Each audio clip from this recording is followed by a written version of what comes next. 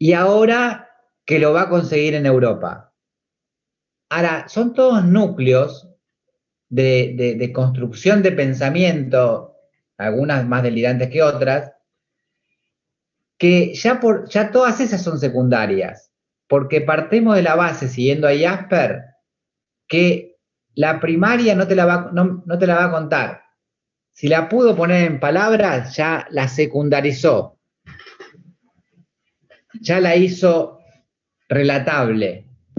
La primaria es la sensación de extrañeza, esto de que se miran en el espejo porque no se reconocen, porque el mundo les parece raro, tienen como una forma distinta de comprenderse y de comprender el mundo. Y a partir de ahí tienen que formar como este delirio secundario, como para darle significado a esta cosa extraña que les está pasando. Exacto, exacto. Si vos, por ejemplo, a un paciente que está con el signo del espejo, mirándose al espejo, le preguntás, probablemente ni te conteste. Exacto. Está en su mundo y no le interesa compartirlo. Pero ahí no estaríamos en el periodo prodrómico. Ahí todavía estamos en el periodo prodrómico muy cerca de que empiece a desestabilizarse. Ah, ok. No, te dije mal. Ahí estamos en el periodo de desestructuración, ya en periodo de estado. Ok. Entonces. Ya en periodo de estado, en periodo de desestructuración. El paciente, a ver, ¿por qué se mira así? No sé si me ven. Sí. ¿Por qué se mira así todo el tiempo? No como un adolescente, sino mucho peor. Porque trata de reconocerse, no se reconoce. Es lo que el espejo le devuelve, es lo único que le devuelve unidad es el espejo. Y encima vaya a saber lo que le devuelve ese espejo, ¿no? Porque encima no podemos saber tampoco qué ve.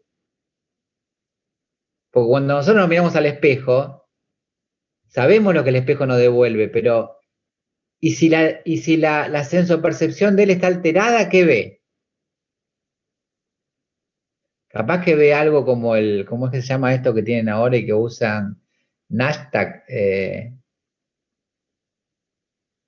Esa es una cosa que tienen los teléfonos que Veo un filtro. Claro, que deforman Snapchat. Eso, capaz que se ve como eso, qué sé yo, no sé qué se ve. No podemos saberlo.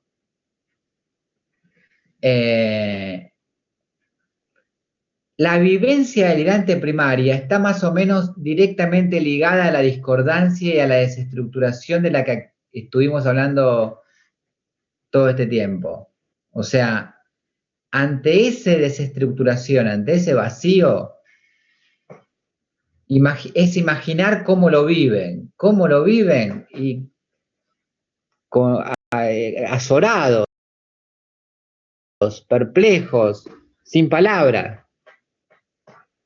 Todas estas vivencias que vamos a ir describiendo ahora están muy vinculadas entre sí, porque son todas vivencias de antes primarias, las 4 que vienen ahora, y son diferentes expresiones de lo mismo. La vivencia de extrañeza, por ejemplo, que es una de las 4. Lo conocido para ellos se vuelve extraño, y lo extraño conocido. O sea, se disloca todo. El enfermo está en un desquiciamiento psíquico, sea continuo o sea intermitente, capaz que tiene algunos momentos donde conecta mejor. Un autor, Sandberg, dice, todo tiene para ellos una significación nueva. El ambiente es distinto, no tal vez sensorialmente, no tal vez, fíjense que estos investigadores no se animaron a decir no tal vez sensorialmente imperfecto. Más bien existe una alteración que se acerca sutil, que lo envuelve todo como una luz incierta, de mal aspecto. Una habitación antes indiferente o amable provoca ahora un estado de ánimo indefinible. Hay algo en el ambiente de lo que el enfermo no puede darse cuenta. Una tensión desconfiada, incómoda, nefasta, le domina. O sea, ni él puede ponerlo en palabras y darse cuenta, menos va a poder hacerlo con nosotros. Parece un poema eso. Vieron que algunas cosas que están escritas fantásticas. ¿Cómo describe Jasper? O mejor dicho, más que cómo lo describe, ¿qué aporta? Aporta algo muy importante, que es lo que está entre paréntesis, que es anideico.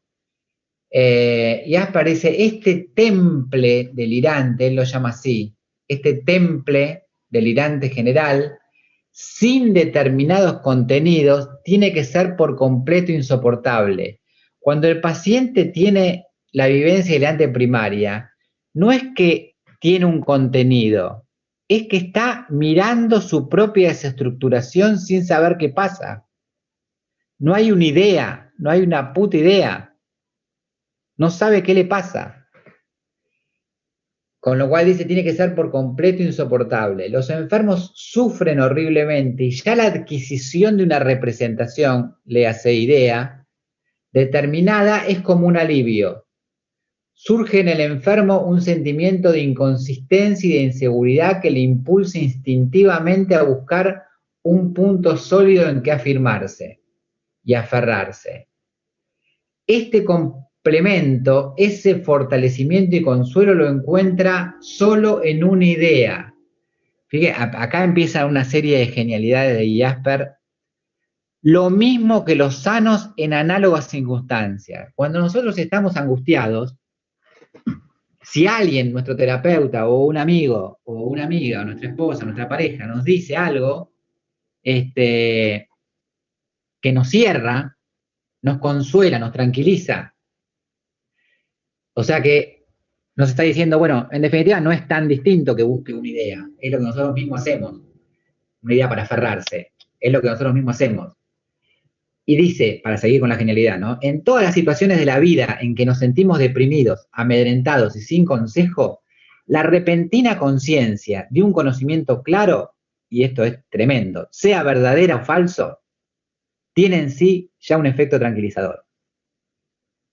O sea, si a nosotros neuróticos nos tranquiliza una idea, sea verdadera o falsa, y esto tiene un efecto tranquilizador, imagínense qué poco les importará a un esquizofrénico después de haber vivido el apocalipsis que vivieron, que su idea sea catalogada como loca o delirante por nosotros. Les importa un huevo, se aferran a esa idea porque es lo que los salvó de esa sensación de aniquilamiento.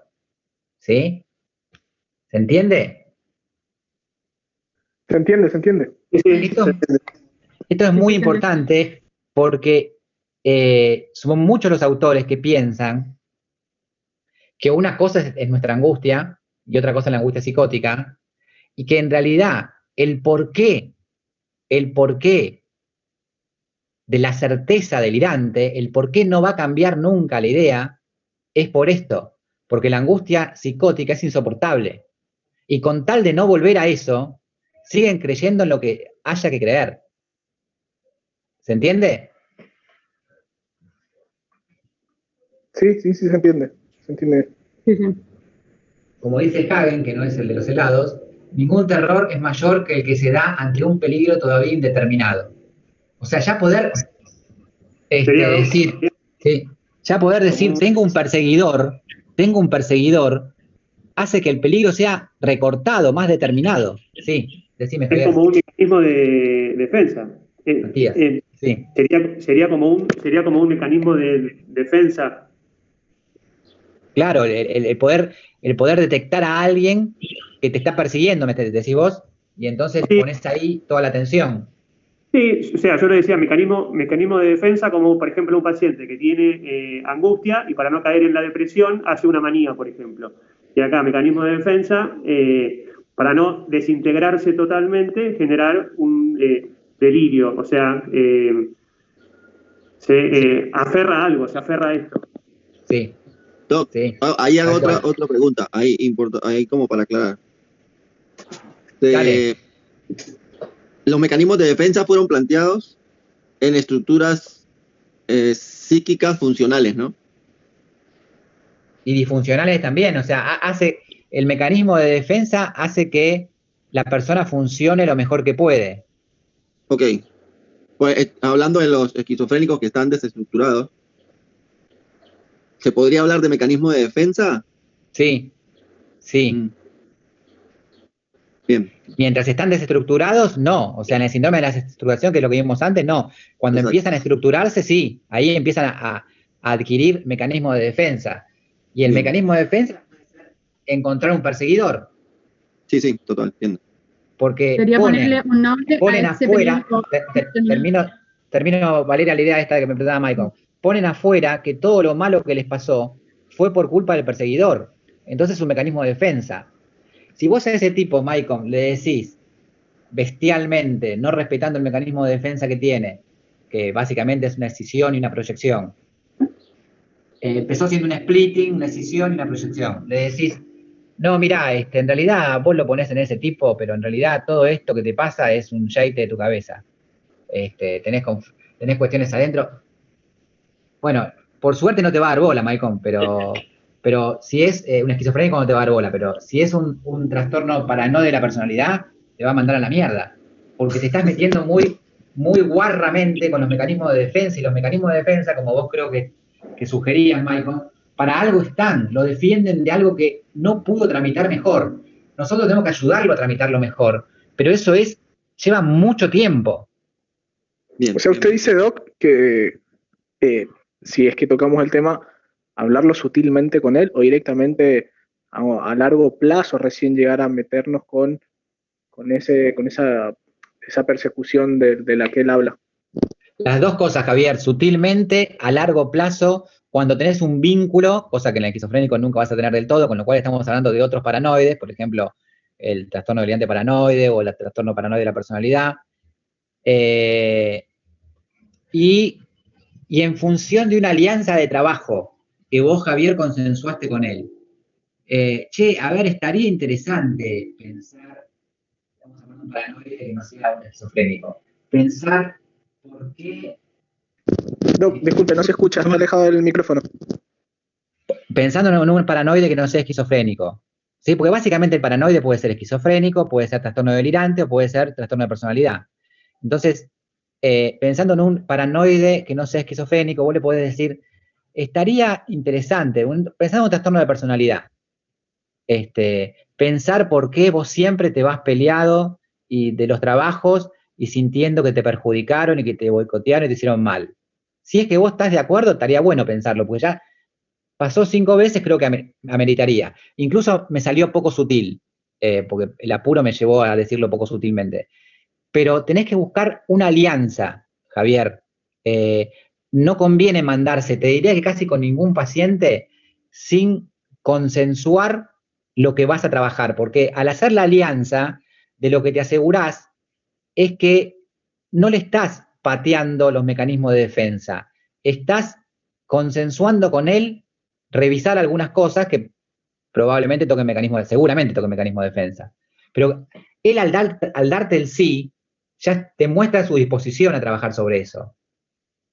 O sea, no vayan con un furor curandi a las patadas con los mecanismos de defensa, porque eso lo que lleva es a la descompensación de los pacientes. ¿Se entiende? Se entiende, muy claro. Bien. Bueno, como le decía, no fue muy posteriormente, Conrad, que es un autor también ya clásico, habló de que lo que llamó trema a ese temple delirante, esas vivencias delirantes inefables, y anideicas que no tenían ninguna idea, o sea, no estaban producidas por las ideas eran posteriores, eran secundarias. Conrad lo llamó trema, apofanía llamó la revelación, lo que Jasper llamó percepciones delirantes de la vivencia delirante primaria, cuando aparecen las nuevas significaciones, las revelaciones, justamente la apofanía o la revelación, ¿sí? Llamó anastrofé al estado en el que forman, al estado en el que el yo ocupa el punto del medio del mundo, el centro del mundo, y consideraba que la apofanía y la anastrofé eran integrantes de la segunda fase, la primera del trema, la segunda de estas dos, apofanía y anastrofé, y la última, la apocalíptica, en la que el individuo se sume en el autismo, ¿sí? Este mismo autor, Conrad, dice, pero qué difícil es a veces diferenciar delirio de desconfianza, ¿no? Dice, el delirio se desarrollaría a menudo a partir de la desconfianza. Y por eso resulta difícil establecer el límite entre hasta dónde es desconfianza y hasta dónde es delirio. Para él, ese límite podría situarse en lo que él llama transposición. El tema también que estamos viendo muchos conceptos distintos, como son conceptos difíciles, de distintos autores, que encima le pusieron distintos nombres. Entonces, situarse en la transposición, es decir, en la capacidad que mantenga el sujeto de ver la situación con los ojos de los demás, encontrándose con ellos en un mundo común, aunque sea transitoriamente. Alguien podría ser muy desconfiado, pero no esquizofrénico, siendo la esencia de lo delirante la pérdida de la transposición. Es decir, alguien podría ser desconfiado, paranoide, de personalidad, cuando yo le cuento que estoy preocupado porque hisoparon a un familiar mío que convive, el desconfiado, uy, qué mal, qué macana, estás preocupado, hasta te puede preguntar. ¿Por qué? Porque es desconfiado, pero no es delirante como propone Conrad. Dice, el delirante lo que perdió es la posibilidad de ponerse en el lugar mío. O sea, no se puede poner en mi lugar, entonces no me pregunta nada, me pone ok. Es como lo mismo de que perdió el mentismo. Claro, por eso digo que hay muchas cosas que están dichas con distintas palabras, pero aluden a lo mismo, a cosas parecidas, que a veces vistas con distintas perspectivas se termina entendiendo. El esquizofrénico no te va a preguntar probablemente nada. Y ahí es porque su existencia es delirante, aunque no esté delirando. Más allá de que podría ser discutible si el paciente que les conté está delirando o no. Podría ser discutible, interesante, pero dejémoslo de lado. Aunque el paciente no esté delirando, también esa constitución delirante, como decía Henry, lo hace que no pueda tener transposición. Es un esquizofrénico que no está ensimismado. ¿Se entiende? No le importa más que él. Lo otro es por la galería. En el fondo no le importa más que él. ¿Se entiende? Sí, doc. Bueno, igualmente en la práctica, como dice ahí, suele ser difícil el límite entre desconfianza y delirio, de forma similar que es difícil el límite entre reticencia y psicosis. O sea, alguien puede también ser reticente, pero también te puede preguntar, qué sé yo, ¿por qué tenés cara seria? ¿O por qué llorás? Probablemente alguien con una reticencia más psicótica, ya en autismo, ni te registre. Bien, Henry también hace mucho hincapié en el tema de lo inefable. Una preguntita. Sí. ¿Puede ser? Sí. No, estaba pensando, digamos, también cuál es el límite con el narcisista. El límite es el trastorno de personalidad, ¿no? Sí. El narcisista, digamos, si bien está centrado en sí mismo, ¿sí? Y cree, el narcisista prototípico puro, cree que tiene derecho a que las cosas le sean otorgadas porque sí, porque es él, muy bien, por derecho natural, exacto. No le quita que cuando quiere empatizar, puede empatizar. Si un narcisista te quiere seducir, Ruth, va a ser como que empatiza. Tipo o puede incluso empatizar. Por ejemplo, hay gente para darte un ejemplo que no es exactamente narcisista, que es más bien histriónico, pero que tiene un rasgo narcisista de la zamputa. Te va a decir, Ruth, o la mayoría son mujeres, por eso, Santiago, ¿cómo te extrañé? Pero qué suerte verte, qué sé yo. En realidad no te extrañó ni tanto, ni es tanta suerte ver a Santiago, ni nada. O sea, está haciendo una especie de show, de show off. Lo puede poner en juego cuando quiere. A veces tampoco, no es que al narcisista nada le va a tocar. Incluso la declinación, el quiebre narcisístico, qué sé yo, puede ocurrir cuando se le muere alguien cercano. O sea, que lo pone justamente en crisis. En cambio, acá en esquizofrenia estamos hablando de un nivel más grave, o sea, ya dijimos que le dedica a lo sumo una sesión y tampoco va a decir nada para conquistar a nadie, no va a ser hipócrita con nadie tampoco, ni para seducir. ¿Se entiende? Sí, Ruth? Sí. Estaba pensando lo más que nada en relación del padre con una hija. estaba pensando en un ejemplo, ¿no?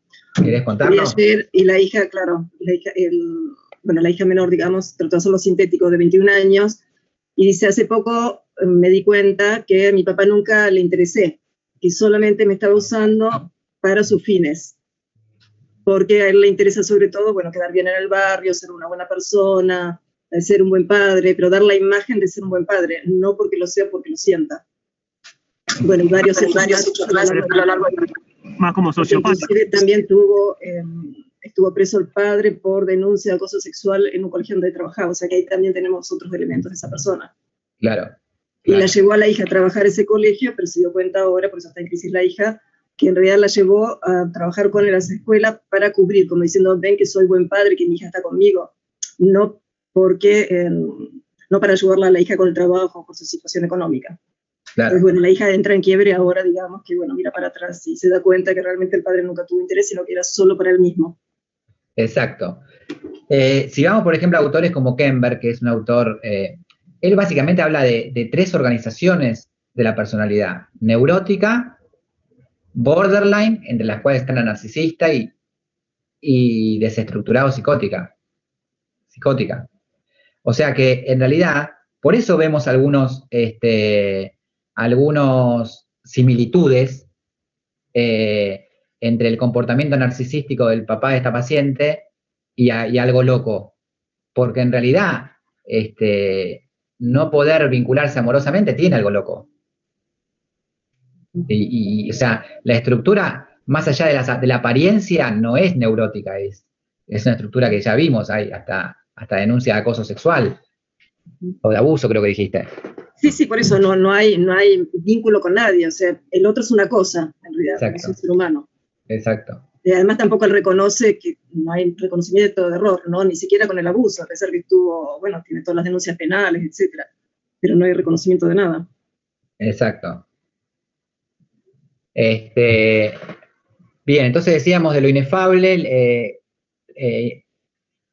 una vivencia de extrañeza intensamente sentida como un desquiciamiento, difícilmente expresable y menos formulable. El sujeto no puede encontrar las palabras para analizarlo, porque eso ya le permitiría despegarse un poco, ¿sí? El esquizofrénico no puede encontrar las palabras. Un esquizofrénico podría decir, pasa algo, pero no sé qué es, dígame usted qué es lo que pasa.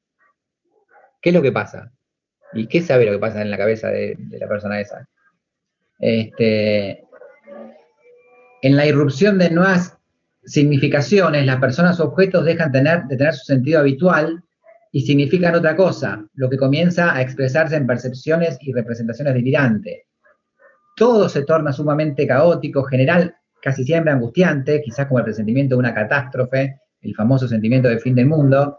Más raramente, bastante raramente, exaltante, como un don mágico, ¿sí? Con una capacidad maravillosa de clarividencia y de potencia, cuasi místico, viéndose en el centro, en un centro pasivo, o en un centro activo donde el que hace milagros es él.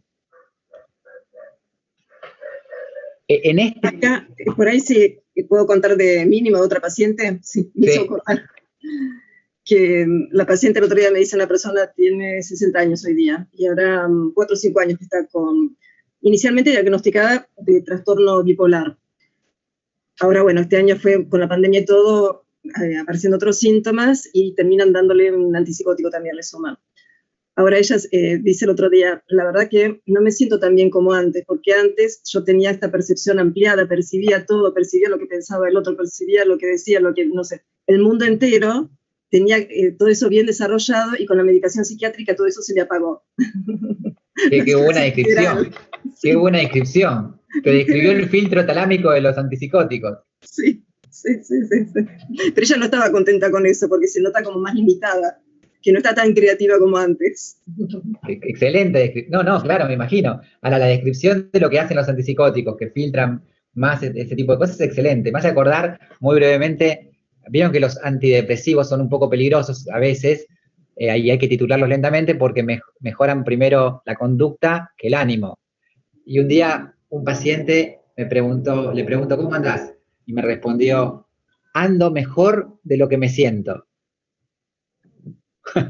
Es exactamente lo mismo, digamos. O sea, había mejorado su voluntad y su actividad, pero la tristeza la seguía teniendo. Por eso hay que titularlos lentos, porque si no ahí pueden matarse.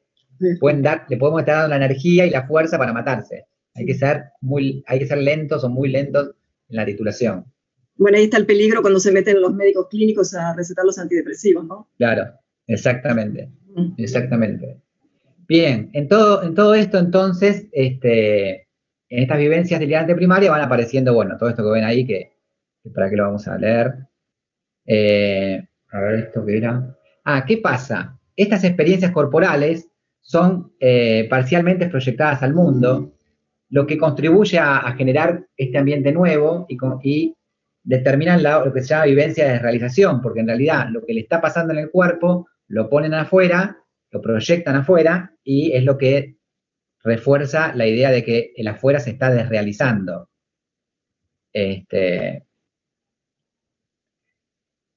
Lo que dice en el párrafo siguiente es cualquier palabra que el paciente diga, maldita televisión o una sonrisa discordante o un neologismo, como son pacientes que casi no hablan, mucho menos en este estado, nos tienen que prender la luz de que algo está pasando. Vivencia de despersonalización, y se imaginan con semejante desquiciamiento psíquico, es muy fuerte, y tiene el sello del esquizofrénico, porque ojo, vivencia de despersonalización también la encontramos fuera de la esquizofrenia, en la histeria, en el pánico, en las intoxicaciones, en ciertas cosas agudas, pero no tiene esta cosa tan fantástica, tan barroca, tan autística, tan bizarra, tan extraña, y hasta con frases como puede ser mi alma es una hoja, me siento respirar en el más allá, y no se trata de música spinetiana, de Spinetta, sino que se trata de que se expresan así. Bueno, lo mismo, despersonalización y desrealización es lo mismo, uno puesta en la persona y la desrealización puesta en el entorno. Y la vivencia de influencia. ¿Por qué? Porque el paciente se considera sometido a una serie de comunicaciones, de guías a distancia, se le adivina, se le sustrae, se le impone, es lo que otros autores llaman aparato de influencia, ¿sí? Lo manejan como un títere. Los gestos son comentados, enunciados por una voz interna, comentarios de los actos, palabras forzadas porque tienen alucinaciones kinestésicas o motoras que sienten que le fuerzan las palabras. Alucinaciones anestésicas, como de sentir cosas, por ejemplo, en la piel. Lo que Clérenbault llamó automatismo mental. Bueno, acá hay una cuestión que después pueden leer, pueden acordar, pueden no acordar. Clérenbault entró en una discusión con otros teóricos como Henry A. o Claude, porque le quiso agregar a la idea de que, por todos aceptadas de Jasper, de que estas experiencias son anideicas, que no tienen una idea que la rigen, ojalá la tuviera, porque los calmaría. Él quiso agregar la idea que era anafectivo, y ahí se le vinieron bastante al humo. A mí no me parece tampoco sea muy buena. Él suponía que así como eran anideicos, había neutralidad afectiva, que no había nada de los afectos que tuviese nada que ver con estas vivencias delirantes primarias.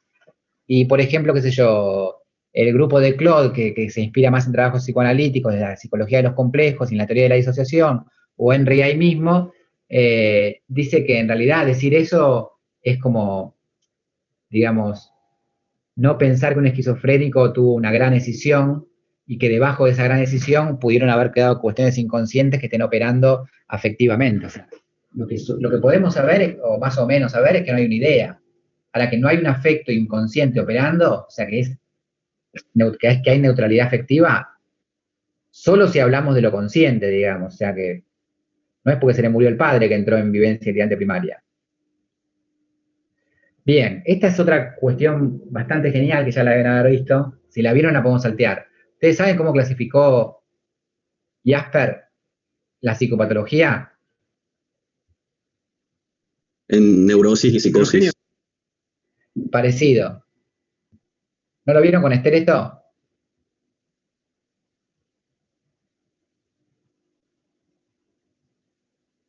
Él las dividió en comprensibles y explicables. Si no la vieron, se los cuento, pero si la vieron, no. Yo no lo recuerdo. Lo hemos visto. Yo no me acuerdo. Y Jasper lo que plantea es que se puede separar una comprensión estática de la fenomenológica, en la cual uno se hace una idea de la vivencia particular de un enfermo tal como se presenta la conciencia en ese momento. Es estática porque es en el aquí y ahora. Y por otro lado hay una comprensión fenomenológica genética de los hechos, es decir, una captación bastante intuitiva de cómo un hecho psíquico engendra a otro hecho psíquico al tipo de reacción psicológica, ¿no? Una cosa va generando otras reacciones. Por último, cuando la relación de comprensión, acá la palabra comprensión es fundamental, no alcanza, los hechos se manifiestan de manera incomprensible, porque no lo podemos comprender, se apela a explicaciones causales, a mecanismos que él llamó extraconscientes. Básicamente los mecanismos extraconscientes son dos, que nos explican, ¿sí?, los hechos psíquicos. ¿Sí? ¿Cuáles son esos? Pero no porque vos lo fuiste siguiendo como si fuera un hilo conceptual, en lugar de un hilo temporal, un hilo conceptual que vas siguiendo y vas entendiendo paso a paso, sino porque ya no te alcanza la comprensión y saltás, es un salto de garrocha a una comprensión. Hay básicamente dos tipos de comprensiones aceptadas. Lo que llamó Jasper la metáfora extraconscientes, al estilo del como si freudiano, por ejemplo, las interpretaciones que tienden a atribuir a tal contenido psíquico incomprensible un sentido que no tenía a primera vista. Y entonces alguien dice, el terapeuta de uno de nosotros nos hace una interpretación, no, mira, en realidad creo que lo que estás sintiendo tiene más que ver con lo que te pasó con tu papá, como decía Ruth, que sentiste que nunca te escuchó, pero a mí me parece que tu novio te está escuchando. Ponele. Y entonces puede tener valor interpretativo porque la alivia a la paciente que está sobreimprimiendo lo del padre en la pareja.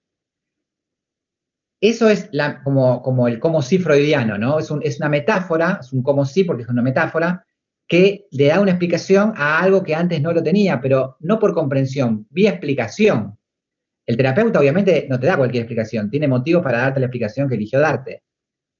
Lo mismo que lo extraconsciente, somático, es decir, fenómenos fisiológicos, o mejor dicho, fisiopatológicos, como en las intoxicaciones o en los procesos cerebrales, que resulta muy útil justamente cuando el fundamento somático es bien conocido y está correctamente situado. Ponerle algo que no se comprendió, algo procesual, abrupto, que irrumpe y no se comprende a la luz de los hechos históricos, que te das cuenta que es por una cuestión de un tumor cerebral, o de que consumió LSD, ¿sí? Entonces, en base a si la patología va a ser comprensible o explicable, él divide la patología. Las perturbaciones cuya aparición y desarrollo son perfectamente comprensibles, tal como es el caso de las reacciones verdaderas, cuyo contenido está en relación comprensible con el acontecimiento original, anterior, que no hubiese esa reacción nacido sin ese acontecimiento anterior y cuya evolución depende de que el acontecimiento anterior siga existiendo, si no se desarmaría, son patologías comprensibles. Por ejemplo, ¿cuáles casos? Histeria, con lo cual ahí Jasper estaba reconociendo la importancia del inconsciente, porque la histeria en general no tiene una cuestión inconsciente. Neurosis de combate, reacciones psicóticas ligadas a un acontecimiento central, por ejemplo, la psicosis del prisionero. Todas son comprensibles por el estrés que se generó y la reacción está en sintonía, tanto temporal como en contenido, con el estrés que se generó. ¿Sí? La reacción verdadera guarda una relación temporal con lo que lo antecedió, pero también guarda una relación, cierta relación difícil de describir, cierta relación temática, ¿sí?, con lo que lo precedió. También son comprensibles lo que Jasper llamó desarrollo. ¿Qué son desarrollos? Básicamente los desarrollos de una personalidad. Si uno conoce bien las distintas épocas de la vida de una persona, se va a ir dando cuenta, al menos en una buena parte, de por qué tiene esa personalidad, ¿sí? E incluso por qué tiene ese trastorno de personalidad. Y por qué, a partir de la personalidad que construyó, reacciona ante lo externo como reacciona. Es decir, que lo comprensible, como dice al final, está hecho de cierto grado de predisposición y cierto grado de conocimiento. Hasta ahí lo comprensible, ¿sí? Básicamente reacciones más neuróticas, si quieren, o más de estrés postraumático o de estrés, como la del prisionero, y ahora las que no son comprensibles, son explicables, que son perturbaciones que rompen de forma más o menos brutal con la vida comprensible que la persona venía llevando hasta ese momento, llevando a un cambio psíquico, a algo nuevo, por eso se la llama proceso. ¿Sí? La reacción. Bien, entonces, lo que Jasper llamó a esto de dos maneras, que son dos cosas distintas: proceso y fases. Los procesos pueden ser orgánicos, como que esto solapa con la metáfora extraconsciente de lo comprensible, pero se supone que acá son procesos que no te terminas de explicar por qué una enfermedad cerebral, una epilepsia, una infección, una afección tóxica, por qué genera exactamente, no te resulta tan comprensible porque está en un lóbulo que no esperarías que produzca eso. Eso sería el proceso orgánico. Ahora, el proceso psíquico, la esquizofrenia es el ejemplo por excelencia de una ruptura, lo que es una frase muy usada, un proceso psíquico en la esquizofrenia, una ruptura procesual psíquica, ¿sí? Porque no podés entender cómo la persona dejó de tener cierta continuidad. La persona podría haber sido, sí, podría haber sido bastante paranoide, como dijimos antes, pero podría haber sido también bastante normal. En ninguno de los dos casos explica por qué explotó todo, por qué el splitting, por qué hubo un corte en esa biografía a la cual no se va a poder volver nunca, quizás. ¿Sí? Y la fase, a diferencia del proceso, fases se llaman a las bipolares, fase depresiva, fase maníaca, bueno, o como se lo llamaba en la época de Jasper, psicosis maníaco-depresiva. Son una alteración de la vida psíquica, ya sea puramente endógena, ya sea determinada por una influencia ambiental. Acá es como para Jasper difícil y para nosotros también, de ver si es puramente endógena o hay influencias ambientales o accidentales, que pueden durar semanas o meses o años. Fíjense qué claridad, ¿no? Nosotros, qué parecida que es la inestabilidad límite a la inestabilidad bipolar. Y acá te dice en 3 palabras, sí, mirá, ok, son inestabilidades, pero la inestabilidad límite dura horas o un día. La inestabilidad depresiva de un bipolar te dura semanas o meses. O sea, qué fácil la hace la diferencia, ¿no? Y desaparece de manera que el estado anterior se restablece. Es el caso de lo que hoy llamamos trastorno bipolar, eso obviamente lo agregué yo. Actualmente, bueno, Jasper no lo podía saber porque no existía la neuropsicología. Está muy en discusión, totalmente en discusión, que vuelvan a que la restitución sea ad integrum, que vuelvan a la normalidad, que haya indemnidad cognitiva. Los bipolares van a sufrir 2 tipos de daño cognitivo. El que la enfermedad le genera y no se ve a simple vista, por eso Jasper no lo vio, y el que los test te muestran que existen, como si fueran un microscopio, y que ahora entonces lo vemos porque existen esos test que te lo muestran, y que además se juntan con las alteraciones, como contaba Ruth, algunas buscadas, como que aumenta el filtro talámico de los antipsicóticos, pero otras alteraciones de los antipsicóticos no buscadas que hace que la cognición disminuya. Casi que les diría que cualquier psicofármaco corre el riesgo de disminuir levemente, quiero subrayar esto, levemente la cognición. Obviamente que si la disminución de la cognición fuera grande, a nosotros en la balanza beneficio-riesgo no nos cerraría y no lo usaríamos. Si lo usamos es porque es más leve que el riesgo. No, ¿entendió? Sí, pero ¿en cuántos años, pensando en 10, 15, 20 años? Que empieza, por ejemplo, un esquizofrénico, no sé, empieza a los 28 años con antipsicóticos. ¿Qué pasa con los trastornos cognitivos y cuándo podría aparecer, en cuántos años pueden aparecer en las neuroimágenes, ¿no? Una resonancia de cerebro, alguna alteración? ¿Cuántos años después? Sí, aparentemente no son bastante estables, no es que van a ingresar, bastante rápido aparecen, pero en general no progresan, se mantienen estables. O sea que en realidad si no es significativo a la hora de dárselo y sacárselo, el antipsicótico implica un riesgo, como casi siempre implica, no se lo vas a sacar. Bien. Y la otra pregunta en realidad es, bueno, pero ya por ahí es de neuroimágenes, ¿en cuántos años puede aparecer alteración en una resonancia magnética del cerebro? En menos de un año. Pero igual acá, no sé, lo dije muy rápido, no se había entendido. Se solapa mucho la alteración, por ejemplo, la disminución del hipocampo, por tomar la más conocida, de muchos fármacos y de muchas patologías, por ejemplo, esquizofrenia. Hay una disminución del hipocampo, como ya creo que lo vimos. O sea, entonces no puedes saber exactamente si fue solo por el antipsicótico. Pero igual lo que sí se sabe, lo del hipocampo no justo eso no se sabe, Ruth, pero lo que sí se sabe que muchos tienden a la disminución cognitiva, incluso antidepresivos. Leve, insisto, leve, te cierra la ecuación de dárselo versus la de no dárselo.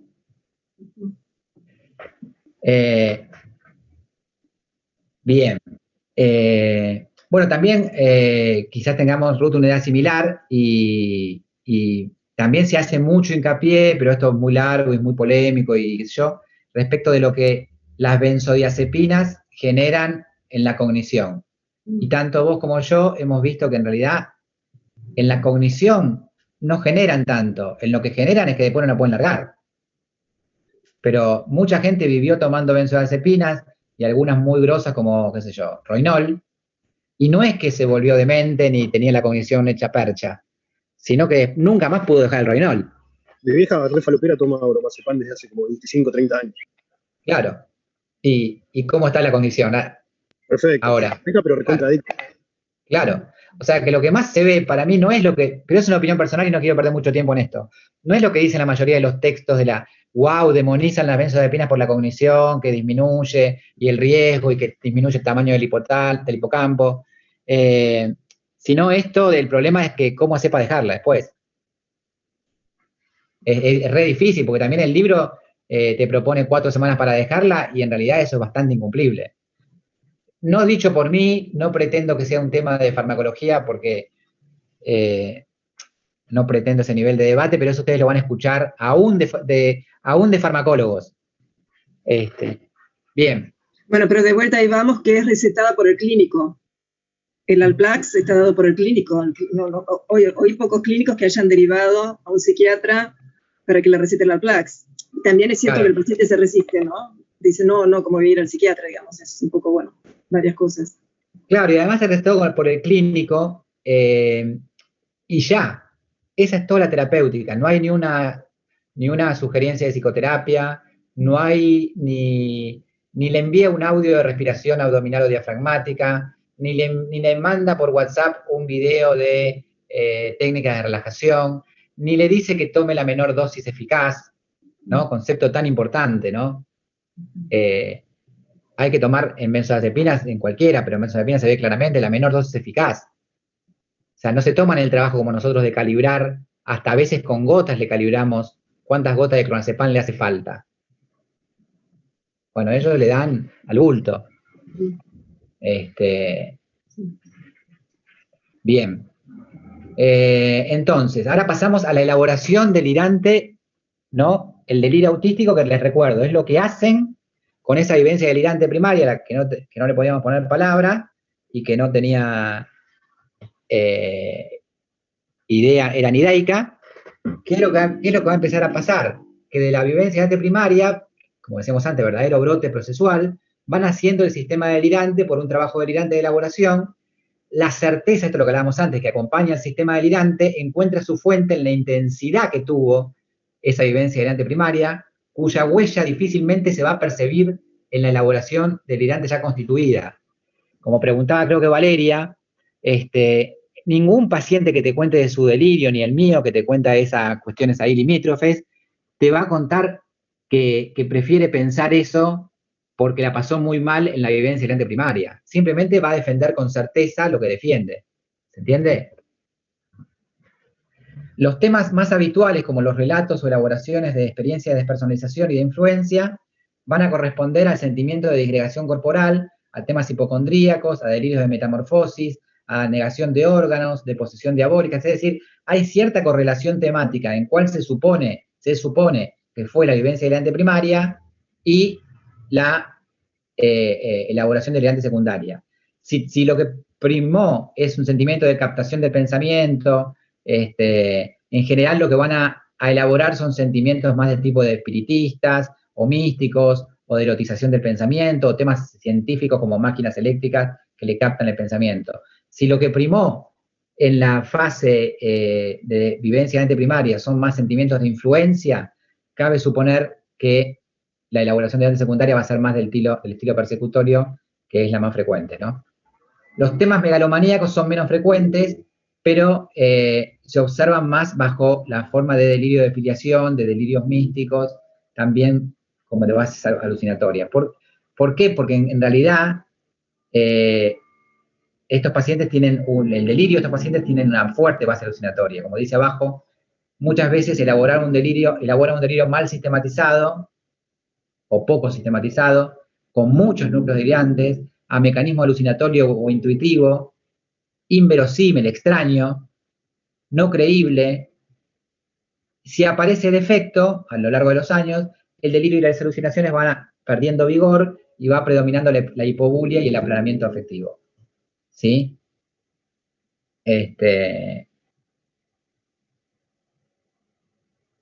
Perdón que quería ver. Bien. A ver esto. Esto es básicamente que ahí lo que quiere resaltar que la esquizofrenia es mucho más que el delirio. Es el delirio hecho justamente, o sea, procesado en un mundo autístico. O sea, todo tiene cierta cosa interesante, pero lo que, en honor al tiempo, lo que más me interesa leerles es el punto 5. La evolución espontánea de este delirio, dice, es caótica, fragmentaria y desilvanada. Fíjense la poesía de Henry A., ¿no? La prosa, mejor dicho, no la poesía. Es un delirio sin progreso discursivo, un delirio que no adelanta, que permanece cristalizado y estereotipado en sus fragmentos dispersos, a pesar de sus complicaciones laberínticas. Parece Borges. Parece Borges, sí, tal cual. Una pregunta, bueno, ahí se me perdió justito. Bueno, se me perdió una pregunta que quería hacer, que lo cristalizado, que quería decir ahí.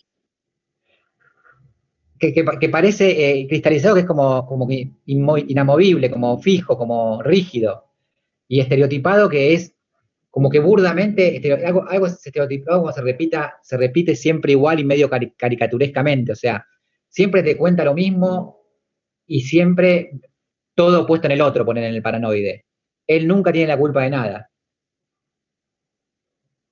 ¿Se entiende? Y eso de una manera cristalizada, porque no es flexible, no es que es fácil de cambiar, está como rigidizada, como hecho cristal. ¿Se entiende? Bien. Entonces, se va constituyendo un delirio no sistematizado, poco sistematizado y polimorfo, absurdo, la mayoría de las veces a mecanismos alucinatorios e intuitivos predominantes y menos frecuentemente, mucho menos frecuentemente, interpretativo. Eso es más del trastorno delirante, más que de la esquizofrenia. Puede tener algo interpretativo la esquizofrenia, pero poco. Hay insiste en que el autismo, la introversión, la pérdida de contacto con la realidad, la oposición al mundo exterior, hay que considerarlo mucho más que un síntoma fundamental, ya que para él sería la característica misma de este tipo de psicosis esquizofrénica. Así, no encontrando más que facetas de sí mismo, el esquizofrénico se adhiere a pedazos, también esto es interesante, en este splitting, en esta explosión del psiquismo, el esquizofrénico se adhiere a pedazos de realidad, pero también de sueños, también de imágenes, también de recuerdos o de ideas, sin poder volver a componer o mantener la unidad de la persona. Eso es lo que significa esquizofrenia, ¿no? Esa mente dividida es mucho más que lo que coloquialmente se puede entender. Esto es una evolución del concepto de autismo. A ver por qué número de cosas estamos. 44, estamos re atrasados. Ya pasaron 90 ya.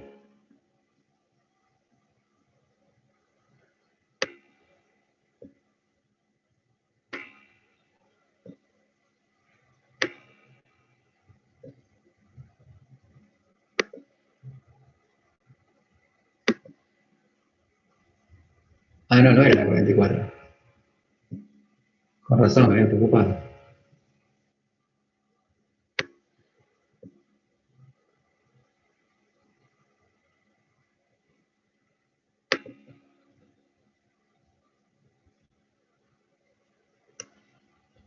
Espérenme un segundito.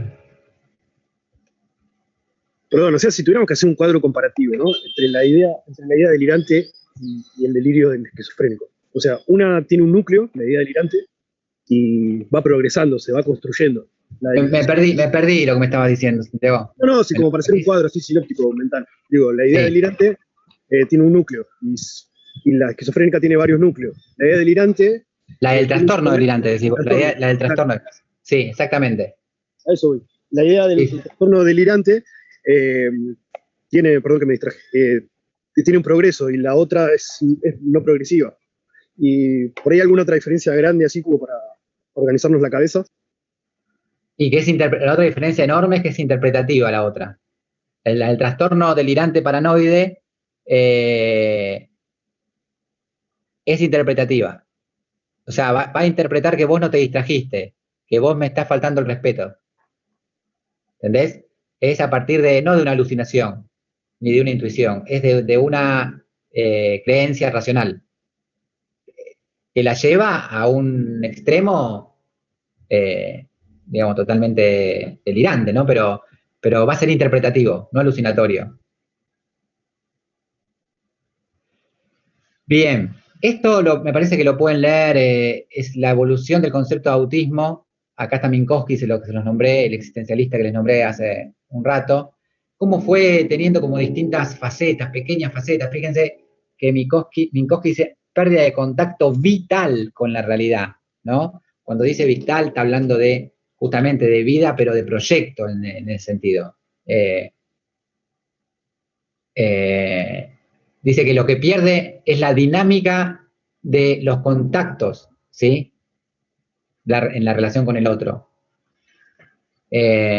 Ahí también hay dos autores argentinos que son de APSA, son Hertz y Golchuk, que en el 2013 escribieron la problemática del otro como semejante, las relaciones afecto-ideas, de la intersubjetividad, el lenguaje y la construcción del lazo social, se ha vuelto central en el análisis psicopatológico de los trastornos esquizofrénicos. O sea, también entendiendo eso como autismo, ¿no? O sea, no hay otro, no hay vínculo interpersonal, bueno, todo lo que leímos.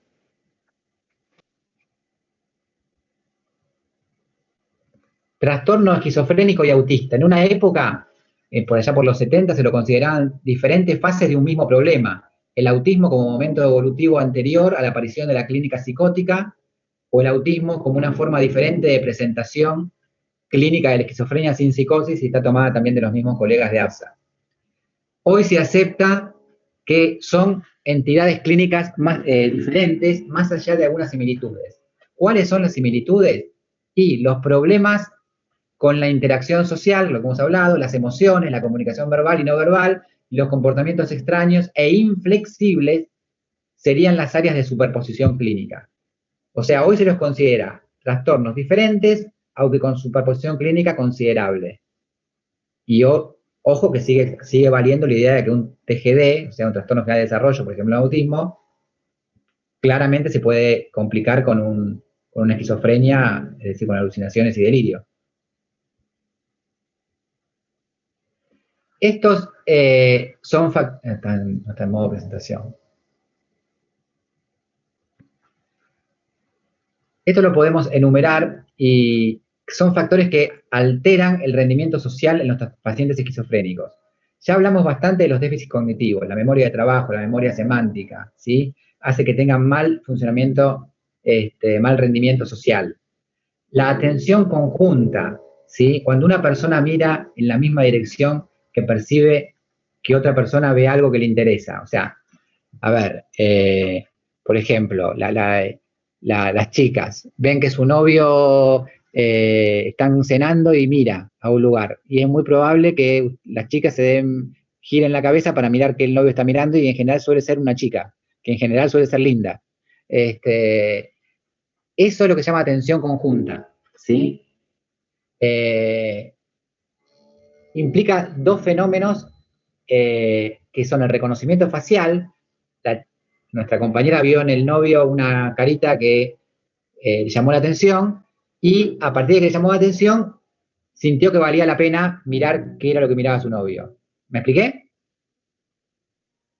Sí, doctor. Sí. ¿Les pasó? El ejemplo es muy gráfico, así que es fácil entenderlo. Bien. También le pasó a mi novio, que yo estoy mirando para otro lado. Claro, sí. Puede ser al revés también. Totalmente, totalmente. Pero vos pensás que tengo 58 años y me salen mal estos ejemplos. Pero sí, es así. De acuerdo, Carla. Bien. Problemas de contacto con la mirada del otro. Raramente el esquizofrénico te mira como nos miramos nosotros. Suele evitar la mirada. Ya hablamos de teoría de la mente, ¿sí? Y el tema de las neuroimágenes, ya hablamos del hipocampo, y podemos agregar que hay alteraciones en la corteza de asociación y en la sustancia blanca, pero otra vez volvemos a lo mismo. No alcanzan para considerar los marcadores. Formas terminales de la esquizofrenia. Cuando la enfermedad no se estabiliza, acá ya salimos del periodo de estado, estamos llegando a la fase terminal, a lo último. Cuando la enfermedad no se estabiliza en el periodo de comienzo, lo que ocurre a menudo, dado al estado actual de la terapéutica y gran importancia tienen los psicofármacos, o incluso en el periodo de estado, ¿sí? O sea, ni en el periodo de comienzo prodrómico, ni en el periodo de estado, donde hay, y no se estabiliza con remisión, pero déficit poco acusado. La evolución, si eso no ocurre, si ninguna de esas dos cosas ocurre, que no se detiene en el pródromo o en el periodo de estado con remisión poco acusada, suele seguir hasta un nivel de disgregación profunda, que como ya sabemos, no es, como decía Kraepelin, necesario, sino que puede pasar en un porcentaje no despreciable, pero tampoco despreciable los que no evolucionan hacia ahí.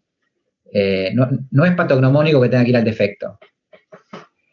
Describamos los tres tipos de déficits esquizofrénicos terminales que algunos autores resaltan. En un primer grupo de casos, lo que domina es la inercia y la regresión casi total de la vida psíquica, con vida vegetativa y comportamiento automático y estereotipado de tipo catatónico, estereotipas, amaneramiento, es decir, más a una cuestión de defecto catatónico, digamos.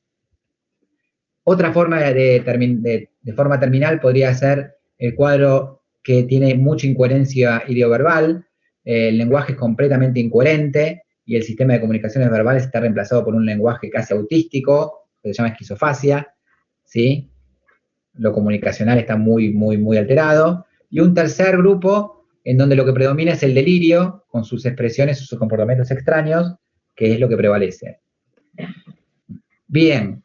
La epidemiología afecta la esquizofrenia aproximadamente al 1% de la población. Igual frecuencia en varones y mujeres. La diferencia en que los varones aparece antes, entre los 15 y los 25 está la edad pico de presentación, la edad pico en las mujeres es entre los 25 y los 35.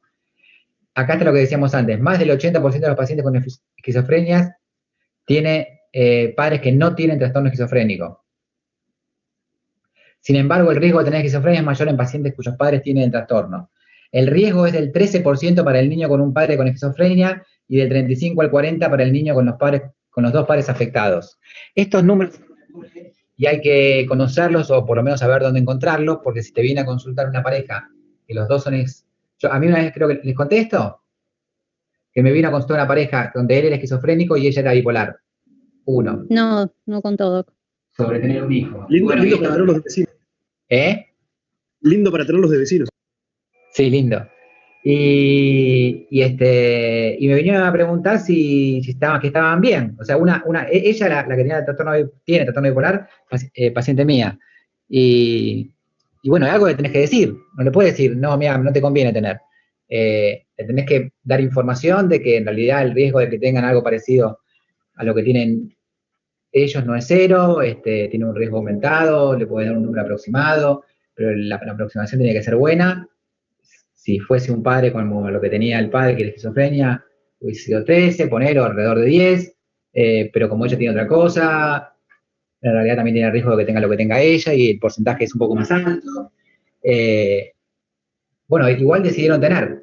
Hasta ahora la hija, ya tiene 14 años, no no tiene ni esquizofrenia ni trastorno bipolar. Pero bueno, entra en eso de que todavía no lo tuvo o no lo va a tener nunca. Pero, no sé, podría haberlo tenido. Con el aumento de parientes afectados aumenta el riesgo. Fíjense que los estudios de gemelos homocigotas encontraron una concordancia inferior al 50%. Dicho en criollo, no todo es genético, como les conté de esta paciente, de esta hija de la paciente, y del 9% para disigotas, con lo cual quiere decir que no todo es genético, pero lo genético es importante, porque no es lo mismo el 50 que el 9. ¿Se entiende? Las comorbilidades más comunes son las condiciones médicas generales, son pacientes con malas condiciones médicas generales, los trastornos relacionados con sustancias, el tabaco, ustedes ya saben que es muy frecuente, el alcohol, los estimulantes, el cannabis, la depresión es muy frecuente, la depresión post-esquizofrénica, creo que recuerden que es un marcador de riesgo de suicidio importante. El tema del TOC, aproximadamente el 30% de los esquizofrénicos tiene síntomas obsesivos compulsivos, el 30%. No, habría que pensar muy bien, no sería muy bueno tocar, acá falta lo paranoide, me estoy dando cuenta. No sería muy bueno tocar la ideación paranoide o la obsesión o la ideación obsesiva, porque son maneras de restitución. Como dijimos antes, muchas veces hasta se puede ir el delirio. El delirio puede haber desaparecido, pero el paciente queda con rasgos paranoides, o si todavía tuvo más suerte, con rasgos obsesivos. Pero es como, ¿cómo decirlo? Es como que lo que le aglutina, lo que le cohesiona el psiquismo. Se reorganizó así el psiquismo después de semejante estallido. Entonces, cuidado con ir a tocar los síntomas obsesivos del post-esquizofrénicos o los síntomas paranoides no delirantes del post-esquizofrénico, porque es lo más barato, es de lo más barato que le puede salir. Lo mismo que cuestiones hipocondríacas. Sí, trabajarlas, pero tranquilo, sin profundizar a un extremo psicoanalítico profundo, porque no vale la pena, es lo que le da cohesión. En este caso actuarían como factores protectores, digamos, dentro de una patología mayor, esos serían como de sostén, servirían. Exacto, es la nueva forma en que se reorganizó el aparato psíquico. Exacto. Y es un nivel enormemente superior al anterior, así que hay que aceptarlo.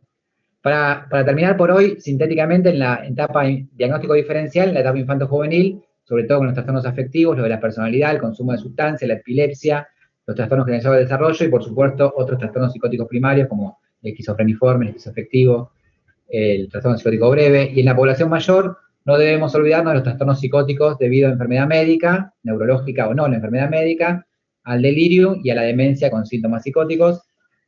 Y creo que estamos en hora, sí, justo.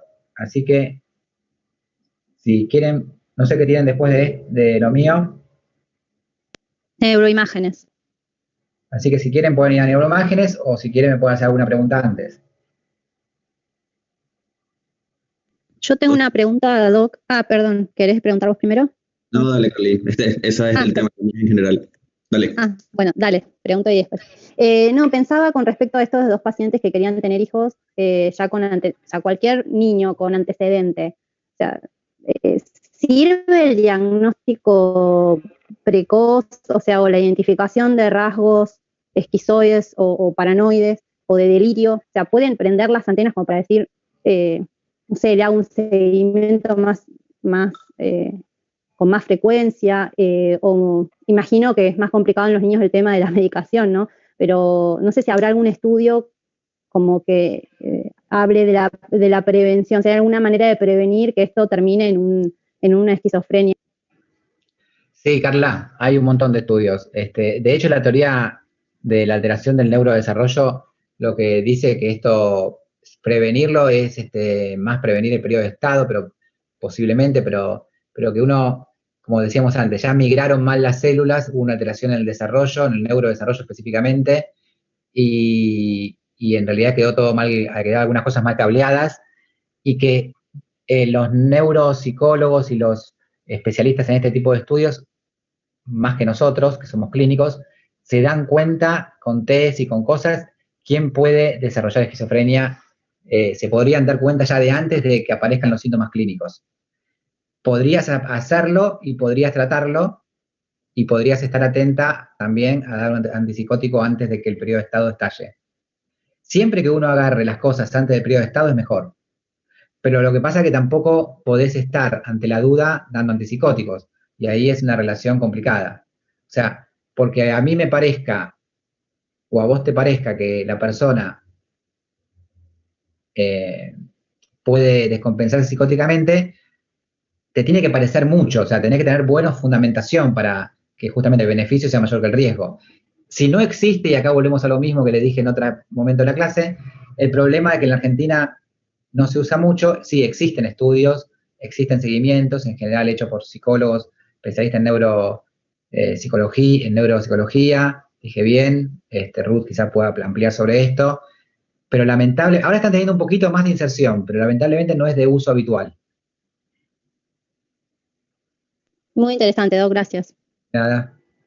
Doc, buenas tardes. Le quería hacer una pregunta, pero digamos, no era en sí de la temática de hoy, sino de en general el curso de clínica. Ya nos han comenzado a hablar respecto a las mesas de exámenes, los temas o las modalidades, pero todavía como que, bueno, o sea, me gustaría saber primero hasta qué temas entran, digamos, en este cuatrimestre para exámenes, porque en la plataforma veo, digamos, bastantes temas y, o sea, digamos que otras personas me han dicho como no, solo entra hasta aquí, y otras personas dicen no, es completo, entonces no tengo tanta claridad. Y la segunda es más o menos cómo es la metodología del parcial. Era para ver si nos podía orientar para saber, para estar preparados, sería la palabra. Sí, entendí, Luis. Lo que entra, lamentablemente para ustedes, es todo lo que vimos, todo lo que vayamos a ver. Sabemos que es mucho, intentamos decir, y dijimos, no intentamos decir que es mucho para ustedes. Bueno, pero así quedó el programa, que fue modificado hace poco y bueno, nos escucharon, pero no dependió de nosotros lo que entraba y lo que no entraba. Quedó muy abultado primer cuatrimestre muy abultado, y entra todo, porque la diferencia, ¿qué es lo que entra de más respecto a lo de antes? Nada más y nada menos que todo psicosis, y todo lo que vayan a ver con María Delia de trastorno de instrumento de evaluación en psiquiatría vinculada a psicosis, y que en la historia clínica, que ahí van a ver en el Moodle que todavía no está cambiado eso, no tengo posibilidad de cambiarlo hasta el año que viene, cuando vea que el programa cierra bien en el de clínica. El tema de que ustedes tienen que tener una historia clínica, ella con un paciente de ustedes o inventado. En este caso tendría que ser un paciente con algún trastorno psicótico y siguiendo el modelo de historia clínica que vieron con María Delia. Sí, la historia clínica psiquiátrica integral. Obviamente que eso no van a poder completar la mayoría de las cosas. Lo más importante es que completen lo que saben completar de historia clínica, más la semiología y lo que puedan completar de trastorno psicótico. El que el paciente real o inventado tenga. Sabemos que es largo. Lo que pasa que, bueno, clínica pasó de tener 6 cuatrimestres a 5, a 4 y ahora tiene 3. Ok. Y al final en el Moodle de clínica hay unos temas como, por ejemplo, trastornos adaptativos, somatomorfo, ansiedad. No, eso por suerte va en el próximo. Ah, bueno, esa era la pregunta en sí. ¿Hasta dónde llega? Es hasta donde llegamos a ver que trastornos psicóticos más los instrumentos de evaluación en psiquiatría. Bueno, muchas gracias, Doc, por la duda. De nada. ¿Alguna otra pregunta?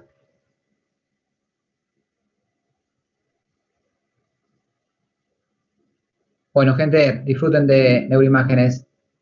Bueno, Gracias, Doc. Chao, Bien. gracias. Chao. Nos vemos. Gracias. Chao, muchas gracias. Nada.